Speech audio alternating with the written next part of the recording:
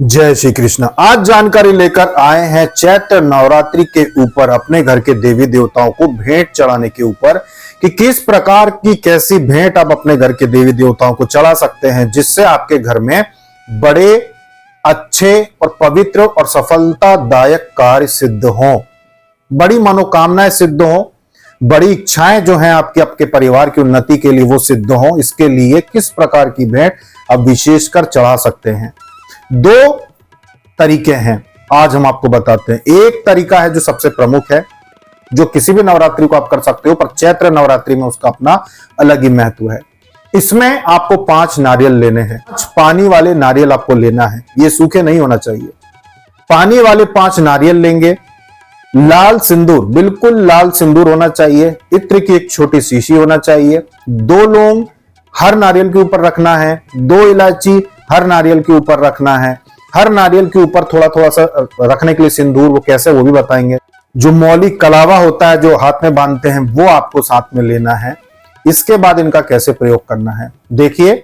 आप 5 नारियल आपने ले आए, 2 लौंग 2 इलायची हर नारियल के ऊपर रखने के लिए, सिंदूर थोड़ा सा हर नारियल के ऊपर चढ़ाना है। 2 लौंग रख दी, 2 इलायची रख दी। अगर पान के पत्ते मिल जाते हैं तो और ज्यादा लाभ मिलता है इसका 10 गुना। पान के पत्ते हरे वाले एक एक नारियल के ऊपर रख दिए, उनके ऊपर लौंग इलायची सब कुछ रख दिया। सिंदूर रख दिया, उसी के ऊपर साथ में सिंदूर रख दिया। इत्र लगा दिया सभी नारियल के ऊपर। उसकी जो बूछ होती है ना, जो उसके जो रेशे होते हैं नारियल के, पान के पत्ते पे नहीं, इलायची इन पे इत्र नहीं लगाना, इत्र नीचे नारियल पे लगाना है। नारियल पे लगाना है। उसका जो कलावा होता है, मौली कलावा, इसका छोटा छोटा टुकड़ा तोड़ के और उस नारियल के ऊपर रख दो, पान के पत्ते के ऊपर, या फिर पान के पत्ते को ऐसा गोल लपेट के और नारियल के ऊपर ही लपेट दो। इस प्रकार से उन 5 को बांध दो।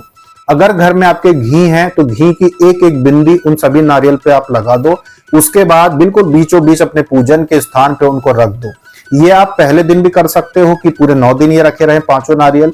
अगर आप चाहें तो अष्टमी के दिन लाकर भी ये प्रयोग कर सकते हैं। अपने पूजन के स्थान पर उन्हें रख दें और फिर प्रार्थना करें कि मेरे घर की कुलदेवी, मेरे घर के कुल देवता, मेरे घर की सभी सिद्धियां मेरी इस भेंट को स्वीकार करें और मेरे घर से सारी नकारात्मक ऊर्जा को नष्ट करके मेरे पूरे घर पर ऐसे मजबूत बंधन लगा दीजिए जिन बंधनों को तोड़कर कोई भी नकारात्मक ऊर्जा मेरे घर में प्रवेश ना कर पाए, और मेरे परिवार के हर सदस्य के शरीर पर भी वही बंधन लगा दीजिए कि कभी कोई नकारात्मक ऊर्जा का प्रभाव हम पर ना हो।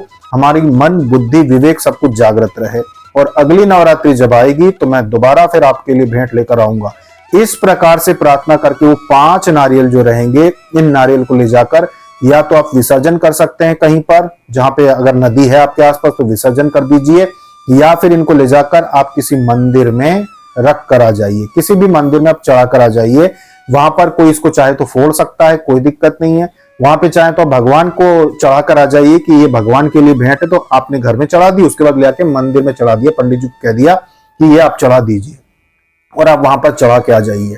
विश्वास मानिए कि ये प्रयोग जो भी व्यक्ति नवरात्रि में करता है उसके घर पर देवी देवताओं के बंधन लग जाएंगे।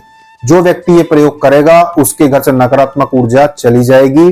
जो व्यक्ति ये करेगा उसके घर के देवी देवता, कुलदेवी कुलदेवता अगर बहुत वर्षों से घर में नहीं है, उनकी कृपा घर में नहीं है, तो वो वापस लौट कर आ जाएंगे। क्योंकि कुलदेवी हो चाहे कुलदेवता हो, उनका एक अपना मूल स्थान अलग होता है। चाहे वो आपके घर में पूजा उनकी होती हो, पर सबका एक अपना स्थान होता है। एक अपना स्थान होता है जहां पे उनके मंदिर होते हैं, जहां पे उनकी पूजा कई पीढ़ियों से की जा रही होती है।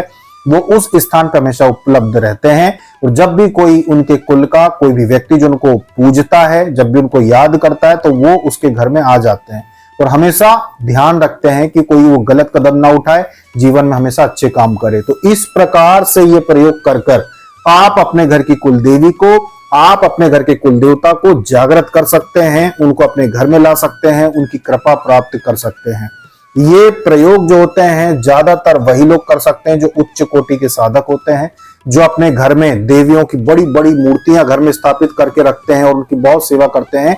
ये प्रयोग वो लोग करते हैं। और ये प्रयोग क्योंकि आप लोगों को भी कर सकते हो आप, लेकिन आपको पता नहीं है, आपको कोई बताता नहीं है कि इसके बहुत ही अद्भुत लाभ है, क्योंकि ये प्रयोग भी कहीं ना कहीं से देवी देवताओं के द्वारा ही बताए जाते हैं, चाहे वो सवारी के रूप में बताया जाए अपने अपने सेवकों को, और फिर वो वहीं पे सीमित रह जाते हैं। आम लोगों को पता नहीं चल पाता कि वो ऐसे प्रयोग कर सकते हैं।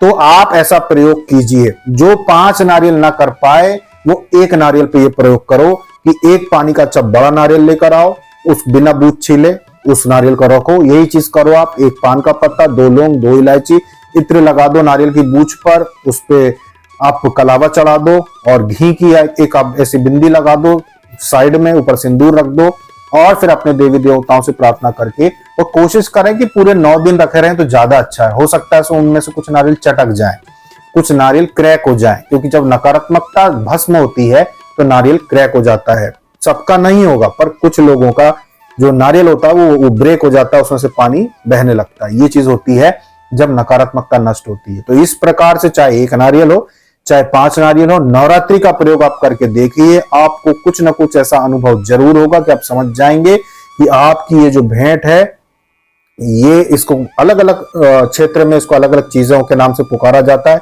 लेकिन हम बिल्कुल साधारण भाषा में आपको समझा रहे हैं भेंट के रूप में कि ये भेंट होती है जो आप अपने घर के देवी देवताओं को चैत्र नवरात्रि में चढ़ाकर देखिए और देखिए कि कैसे काम बनते हैं। अगर कोई मनोकामना हो बच्चे को लेकर, बच्चे की सफलता को लेकर, उसकी मन बुद्धि को पलटने के लिए कि बच्चा मानता नहीं है, बच्चा जिद्दी है, बच्चा आपकी रिस्पेक्ट नहीं करता, उसके मन में कोई बदलाव लाना चाहते हैं, तो उस मनोकामना से भी आप 9 दिन तक इसको अपने घर में रख सकते हो।